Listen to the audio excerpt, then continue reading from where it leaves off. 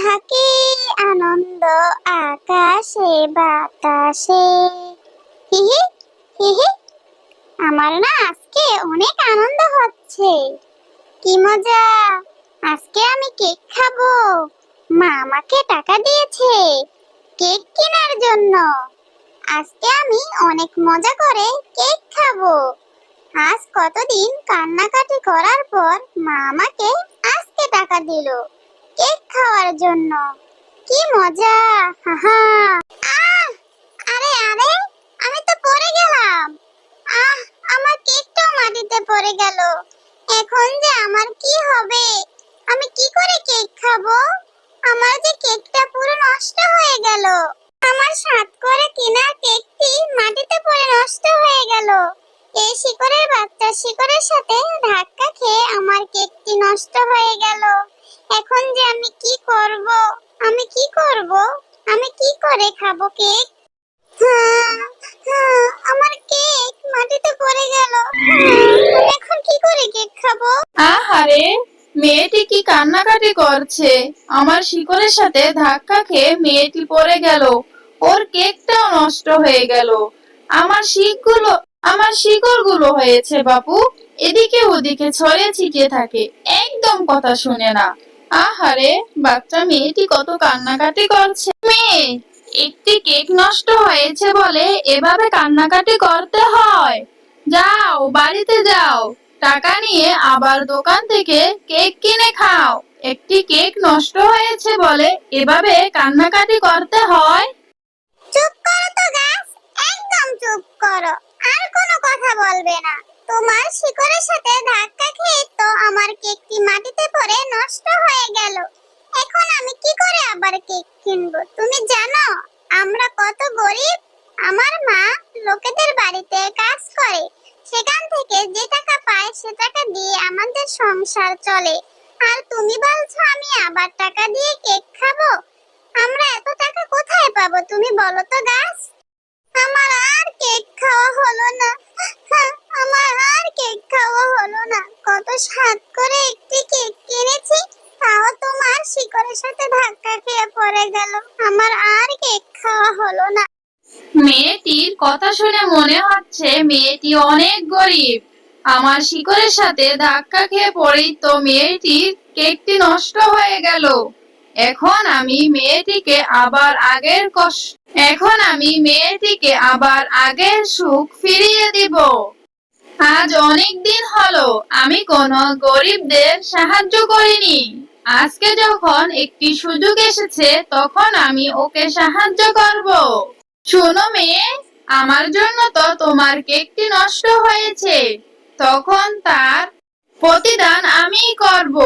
এই যে আমার গাছের ডালায় একটি ফুল আছে, এই ফুলটি নিয়ে তুমি বাড়িতে রোপণ করে দিও। কালকে সকালে দেখবে সেখান থেকে তুমি অনেক কেক পাবে। ঠিক আছে গাছ, তুমি যখন এত করে বলছো তাহলে আমি তোমার ফুল নিয়ে যাব, আবার তোমার কথা মতো মাটিতে রোপণও করে দিব।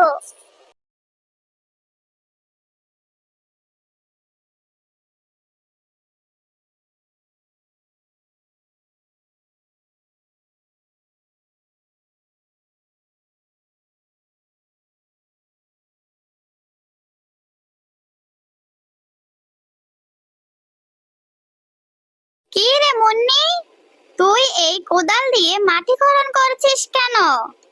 অযথা মাটি কেন খনন করছিস? আর এই তোর ফুলে এত অদ্ভুত অদ্ভুত গন্ধ আসছে কেন? একে তো অনেক বিচ্ছিরি রকম দেখাও যাচ্ছে। কোথায় পেয়েছিস এই ফুলটি তুই মুন্নি? কিছু বলিস না কেন, বল। তখন মুন্নি তার মাকে সকল ঘটনা খুলে বলে। এই উল্টা পাল্টা কি কথা বলছিস মুন্নি? তোর শরীর ঠিক আছে? মাথা ঠিক আছে কি? সেটা বল। গাছ আবার কথা বলে নাকি? কোথায় শুনেছিস এরকম কথা? আর এই উল্টা পাল্টা কথা মাথা থেকে বের করে একটু পড়তে বস, সেটা কাজে আসবে। যা ঘরে যা, ঘরে গিয়ে একটু লেখাপড়া কর। আমি পুকুর থেকে পানি আনতে যাচ্ছি, তুই ঘরে যে পড়তে বস। মেয়েটার মাথা একেবারে গেছে, গাছ নাকি আবার কথা বলে। কি যে আবোল তাবোল কথা বলছে মেয়েটি।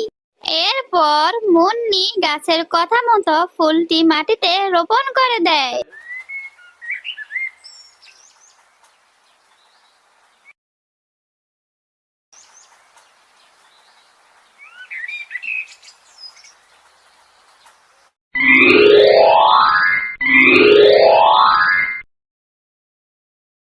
ওমা, এটা আমি কি দেখছি? কালকে যে জায়গায় আমি ফুলটি রোপণ করেছি সে জায়গায় দেখছি কেকের গাছ হয়েছে। এজন্য গাছটি আমাকে বারবার বলেছিল ফুলটি নিয়ে বাড়িতে এসে রোপণ করার জন্য। কি মজা, কি মজা! এখন থেকে আমি প্রতিদিন কেক খেতে পারবো, কি মজা! দাঁড়া মুন্নি, এই গাছ থেকে কেক খেতে হবে না তোর। যেই ফুলটি রোপণ করেছিস সেই ফুল থেকে আবার গাছও হয়ে গেল, এটা কোনো খারাপ জিনিসের লক্ষণ নয় তো। তুই কি বলছিস? তুই যে বললি কালকে যে তোকে একটি গাছ ফুলটি দিয়েছে, সেই গাছের কাছে আমাকে নিয়ে চল, আমি জিজ্ঞাসা করব সে কেন তোকে এই ফুলটি দিয়েছে আর এই কেকের গাছই দিয়েছে। চল, আমাকে সেই গাছের কাছে নিয়ে চল। ঠিক আছে মা, চলো, আমি তোমাকে সেই গাছের কাছে নিয়ে যাচ্ছি।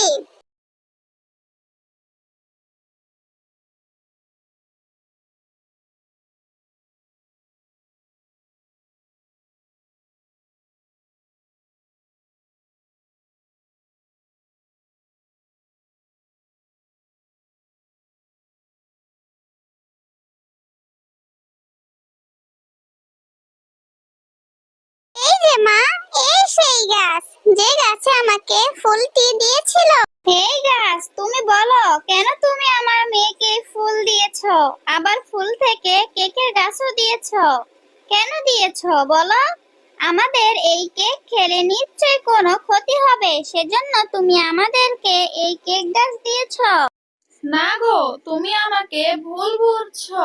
আমি তোমাদের কোনো ক্ষতি করার জন্য ওই ফুলটি দেইনি। তোমার মেয়ের মুখ থেকে শুনেছি তোমরা অনেক গরিব, তুমি নাকি মানুষের বাড়িতে কাজ করো আর সেই টাকা দিয়ে তোমাদের সংসার চলে, সেজন্য আমি তোমার মেয়েকে ওই ফুলটি দিয়েছি যেন সেই ফুল থেকে গাছটি হয় আর গাছ থেকে কেক বিক্রি করে তোমরা তোমাদের সংসার খুব ভালো মতো চলতে পারে, সেজন্য আমি তোমাদেরকে এই ফুলটি দিয়েছিলাম। আমার কোনো খারাপ উদ্দেশ্য নেই গো, বিশ্বাস করো তুমি আমাকে। তুমি সত্যি আমাদের সংসারের অভাব দূর করার জন্য এই গাছ দিয়েছো। তুমি অনেক ভালো। আমি নিশ্চয়ই এই গাছের কেক খাবো, আবার বাজারেও বিক্রি করব। কিন্তু হ্যাঁ, এ গাছে দিনে ও রাতে দুবার কেক ধরবে। তোমরা দিনের কেকগুলো খাবে আর বাজারে বিক্রি করবে। কিন্তু হ্যাঁ, রাতের কেকগুলো তোমরা ভুলেও ধরবে না আর খাবেও না। মনে থাকে যেন। যাও, এবার তোমরা বাড়িতে চলে যাও। এরপর মুন্নি ও তার মা বাড়ি